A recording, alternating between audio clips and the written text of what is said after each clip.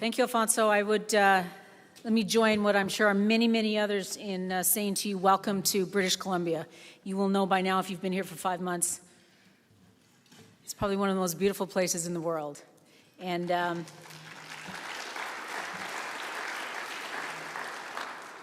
in British Columbia, this now, what you're feeling, this is warm. This is different than Brazil, I'm sure. Let me also say one more thing to you. Never before have I met someone from your country who can pronounce Saskatchewan. So I am incredibly impressed. I can't imagine what kind of practice that took. So let me first, as I get going, tell you what an honor it is to be here with you. I haven't been in Prince George for a few years now, and coming in from the airport, first coming in on the plane and then coming into the airport on a beautiful sunny day in Prince George, it really is a spectacular place to be. Let me also acknowledge that we are on the traditional territory of the Clay-Clay-Tenay, and you've heard that from other speakers this morning. It's a tremendous honor to be here. Some of you, as you know, I work for TC Energy. Some of you may be wondering who TC Energy is. Last year, our board decided to change our name from TransCanada Corporation to TC Energy to better reflect who we are and what we do. And what we do is we're one of North America's largest energy infrastructure companies with more than 90,000 kilometers of natural gas pipeline in Canada, the United States, and Mexico. In fact, we carry about 25% of all the natural gas that's consumed in North America every day. We have about 5,000 kilometers of liquids pipelines as well, and about 6,600 megawatts of power generation in both nuclear and natural gas facilities in Canada. In short, we are a company that we have 65 years of experience in building, owning, and operating energy infrastructure. And most importantly, for tonight and for the next few days, we are LNG Canada's partner in developing the Coastal GasLink pipeline in northern British Columbia. So before I get too deep into my remarks, I want to share with you just a short video on our project. And really importantly, it's about the values of our project as told by the people working on Coastal GasLink. We're really, really proud of this video, and particularly the values behind it. We call this our Extraordinary Legacy Initiative video, as it reflects the values of respect for the environment, for Indigenous communities, and each other as we promote the safety of everyone working on and around our pipeline. So not only does the video give a very good sense of what the project is, the scale of the project, but it really speaks to the kind of people who are working with us and why they want to work on this critical infrastructure. Now, just before the video plays, I'd like to tell you that we're proud to have partnered with Camille McDonald and her team at Pop Media, which is a Prince George company, to produce this and actually most of our Coastal GasLink videos. So if you go on our website, you're going to see all of Camille's work. Where's Camille? I know she's here somewhere. There she is. She's right up front here. We believe local employment and contracting opportunities are essential to ensuring that the communities we work in see value from our projects. And it's not hard to see the talent that exists in local communities when you watch the quality of the work that they do, like you're about to see in this video. That's literally the end of the road, which is actually pretty cool to think about, because as far as industry's taken us in our lifetime, this is the very end. So we're pioneering trail into an area that's unknown, and it's pretty unreal to be part of this. After 35 years of this, I still love getting up in the morning and going to work. It's just, how can you beat this? Really, there's a few bugs right now, but that's okay. They'll be gone soon.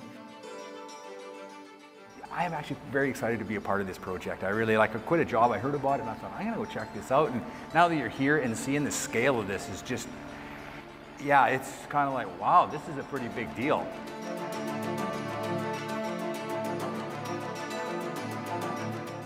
Keeping all that in mind, we have to keep our focus, first of all, on safety, second of all, on environment. Try to create a balance where our economy can benefit, environment can benefit, and the people around it can benefit. I think the most important thing is that it's going to bind everybody together. Like, we're all on one crew, as opposed to they're one faction, these people are another faction. When we work together on a project like this, when it comes together, then we have something to be proud of. We can tell our children, We built this.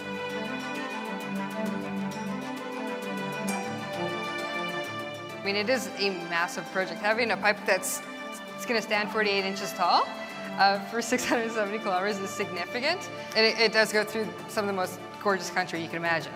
And you know, everyone wants to make sure that's done as safely as possible. We truly believe that we are all friends and family when you come onto this project, and none of us want to see our friends or family get hurt. All of the steps that are being taken by Coastal GasLink to protect the environment, you know, whether it comes to riparian areas, amphibians, we have bird crews out, we're protecting white bark pine trees, any other rare plants we encounter. It's nice to see that it's being done in a responsible way. CGL has stepped above and beyond a process to mitigate issues of the First Nations concerns. That relationship there is a stepping stone for our future.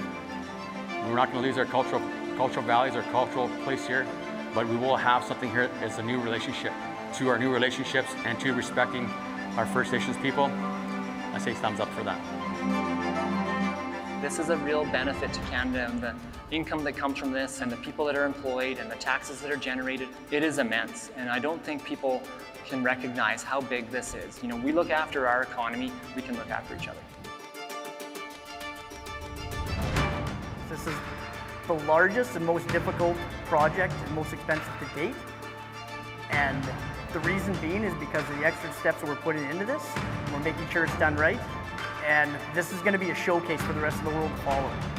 So anyone who's part of this should be very proud, because you don't get many opportunities like this in your lifetime. So, like I said, I'm just happy to be part of it.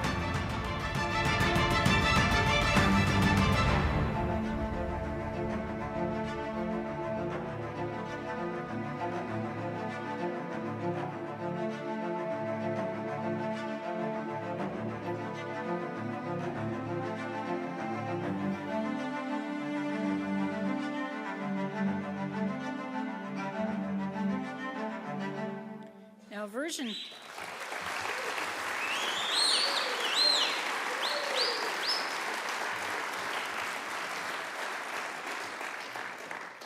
There's more for work to come. Now, a version of this video is played at the orientation of every member of the Coastal GasLink team, whether you're working in the office or whether you're working out in the field, to reinforce the values of the project and the importance of our legacy initiative in ensuring respect for the environment and for all the northern communities and people. And there's a lot of work going on right now. In fact, we have more than 1,000 people out working on our project right now, from Dawson Creek to Kitimat, and we're just getting started. By the middle of this summer, we will have 2,500 people working on the ground, and we'll be putting pipe in the ground, which is very exciting for us. Today, yes.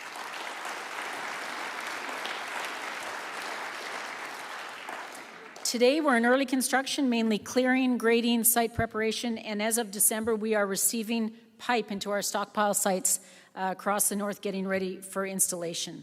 Now, as you would have seen on the video, Coastal GasLink is a 670-kilometer pipeline that will ship gas from northeastern British Columbia to LNG Canada's liquefaction facility in Kitimat. And it's important to know that this will be the first opportunity for gas in British Columbia to directly access the global markets, or the markets over in Asia. So it's important for all of us.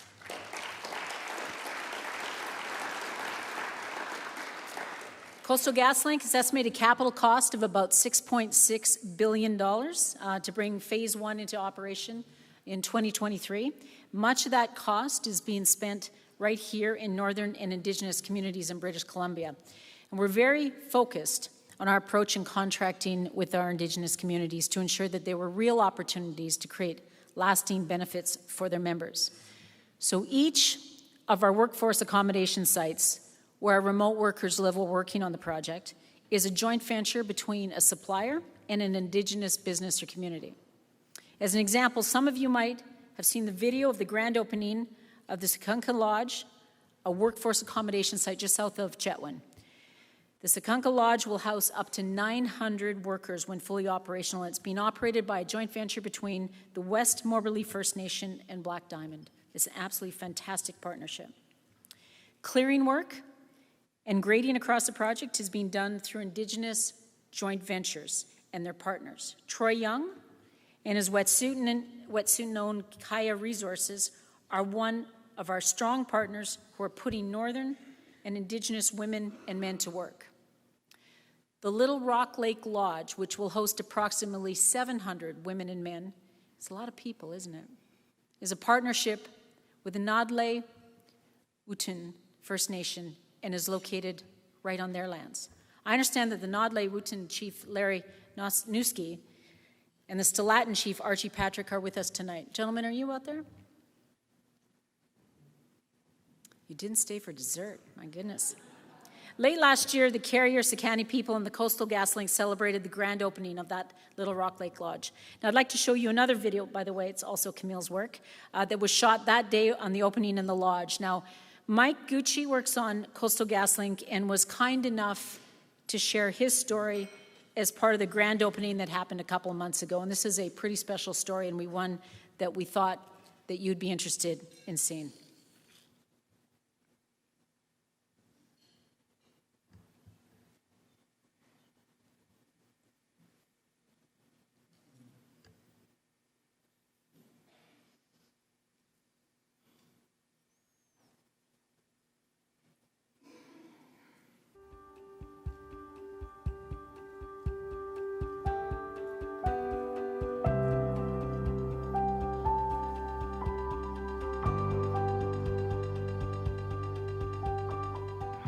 At 3:30 in the morning, I woke up and I was crying. I was bawling like a little baby and I couldn't figure out what's going on, what's happening.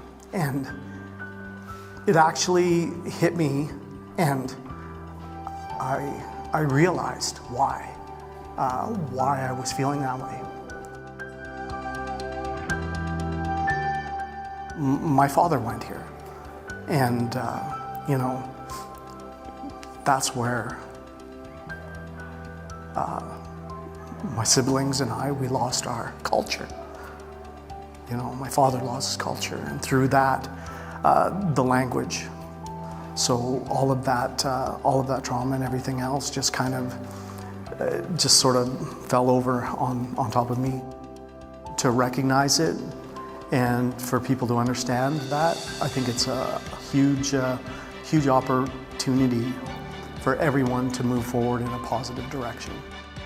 We as Native people have been kept on the outside, looking in. This is an instance of where we are part of the group that's inside. This grand opening signifies a really major historical event or a series of events that Carrier people, Carrier and Sekani people are experiencing. And again, I was going to say, this is just a beginning. Here's a lot of opportunities that we weren't part of before. Now we finally have a seat at the table. And now we actually get those opportunities. People are talking to us, people are engaging us. It's like, yeah, now we're finally getting on track, finally understanding and seeing how things should be.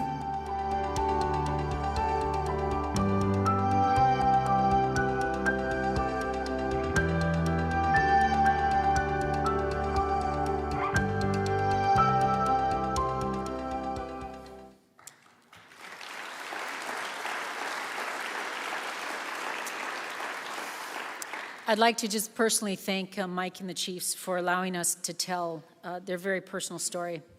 Coastal GasLink is ensuring that Indigenous businesses and Northern Indigenous communities are significantly benefiting from our work. These joint ventures represent more than $800 million in benefit for Indigenous business and workers, and there's more to come. Coastal GasLink also expects to spend up to another $400 million in communities across northern British Columbia. We are extremely proud of the commitments we've made with the 20 nations that span our pipeline route. These commitments are important to us. They include the accountability and transparency to our host Indigenous communities through the Construction, Monitor, and Community Liaison Program. We call that the CMCL program.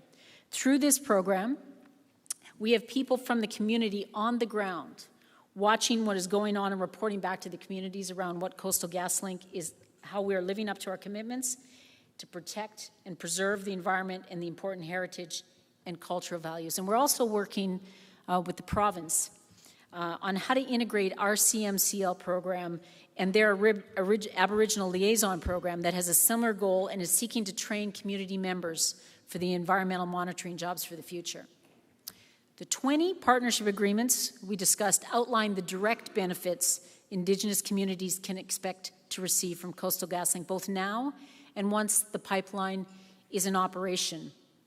And while these benefits are significant, we believe that the best way to cement our partnership is by actually becoming partners in the ownership and in the operation of the project.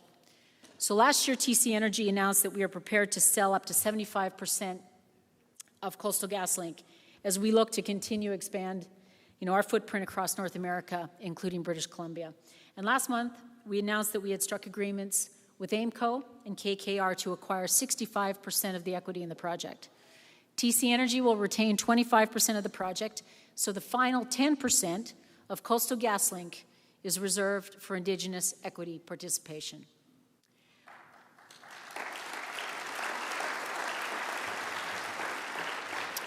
And we've been working closely with the 20 nations with whom we have partnership agreements to gauge their interest in this opportunity. And I must tell you, I am personally very excited about bringing this investment home and having our 20 First Nations as full partners with us in this project. Now, we continue to work with the partner communities to determine how to best move forward with this, but we are hopeful of closing this deal by the end of the summer. So a lot of very good things that are happening, but I must say, as most of you know, building infrastructure in Canada has its challenges. And it becomes very difficult when it is Canadian energy infrastructure, no matter if that is oil or gas or wind or solar or hydro. There are people who support, there are those who oppose, and there are those who are ambivalent. Canada, I believe, needs to demonstrate that we are capable of successfully building large infrastructure projects like LNG Canada and Coastal GasLink. This is critical if we are to remain a destination for international investment. Now, we know that there's considerable support for this project, but we undertook a survey, much like Bruce did, of British Columbians earlier this month to check on support for Coastal GasLink. So Ipsos Reid found that across British Columbia, 55% of the population supports this project. 26% opposes it. This means that on a ratio of 2 to 1, British Columbians support Coastal GasLink. And I would say those numbers are even stronger as you get up into the north, where our project is delivering very real benefits for the people in the communities. And we know that the northern communities support the work that we're doing as we continue to engage with them and with our partners across the entire north. So last fall, Kyle Giddens and his Prince George-based team held open houses across our host in communities. We had over 1,500 people turn up to learn more, to engage with our contractors in finding construction jobs. And many of those who attended our open houses were actually from the forest products industry. We know that the forest industry is having challenges in British Columbia right now, and we're fortunate to be in a position to help some workers who have been laid off to find new jobs and new opportunities with our contractors. We're proud of this. It's part of bringing benefit to the region. And I want to turn now to one issue at hand, one important and very difficult issue that we should discuss. Today, while we continue to employ hundreds of Indigenous and non-Indigenous employees, and while work continues along our route, work in the area near the Maurice River Bridge is suspended due to a blockade. Since the project was initiated in 2012, Coastal GasLink has made real and meaningful efforts to engage with both the Unistoten and the Office of the Wet'suit and Hereditary Chiefs to understand their issues and to determine if we can be helpful in resolving them. Last year, after the enforcement of the injunction, David Pfeiffer, president of Coastal GasLink, and our team reached an agreement on access protocol agreement with the Unistoten camp, the Hereditary Chief Warner William, and others who were concerned about the safety near the Maurice River Bridge. This protocol provided to the Unistoten advanced knowledge of who was coming into their territory, as well as it provided resources to improve the safety and the security of people staying at the Unistoten Healing Center, which was very important to them. The protocol worked. For 8 months, Coastal GasLink contractors and employees had access to the areas that had previously been blocked. Now, one of those employees, I think we have one more Camille video, if you'll tolerate. One of those employees is Ed. Ed's a construction monitor and community liaison with Coastal GasLink and a member of the Wet'suwet'en community. He's so proud of his work on our project that he wanted to tell his story to Camille and her camera. So here is Ed.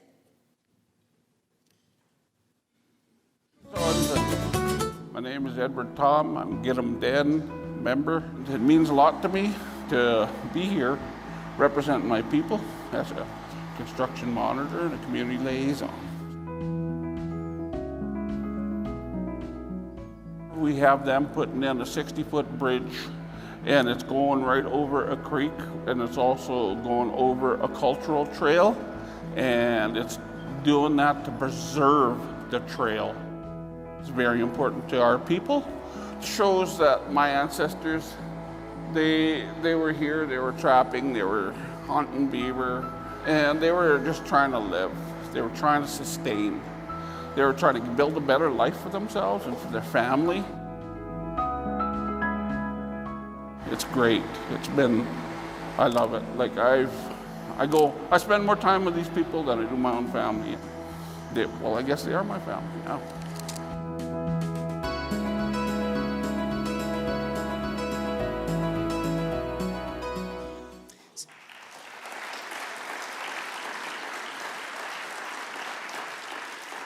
Camille does good work, doesn't she? Ensuring that people like Ed could work beyond the Maurice River Bridge is why we sought an interlocutory injunction to prevent any further disruption to our access. And while we waited to receive a decision on the injunction, David and his team continued to try and engage with the Office of the Wet'suwet'en and the Unistoten to get their input and ensure that their concerns were being addressed as we worked on the Maurice River area. This kind of dialogue is critical to finding a path forward. Now, unfortunately, with the exception of one meeting with the Office of the Wet'suwet'en and some email exchanges with the Unistoten, we have been unable to establish a meaningful dialogue and to find solutions to their concerns. So on New Year's Eve, the one just passed, Coastal GasLink received the decision of Madam Justice Church, who agreed that an interlocutory injunction was warranted.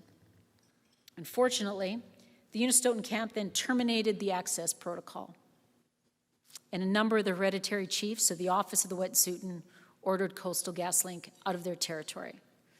We complied with the wishes of the hereditary chief signatories and have been continually, since then, reaching out to Chief Namoks and the hereditary chiefs to come to a peaceful resolution to the current blockade. Now, unfortunately, the chiefs have refused to meet with David or his staff, and this is very disappointing to us. So I want to take just a moment to thank Premier Horgan and Minister Scott Fraser for their efforts in encouraging the opposed chiefs to meet with us.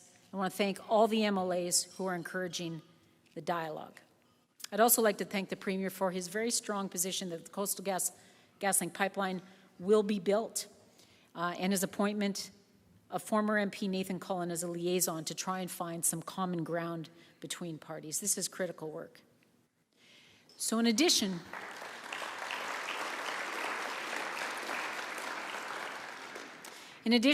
we very much appreciate the support of all 20 Indigenous partners and communities and the local governments across the North. It's been invaluable to our efforts as we have advanced our project. We remain, I must tell you, committed to dialogue with all of our First Nations communities, in particular with the opposed hereditary chiefs, but time is running short.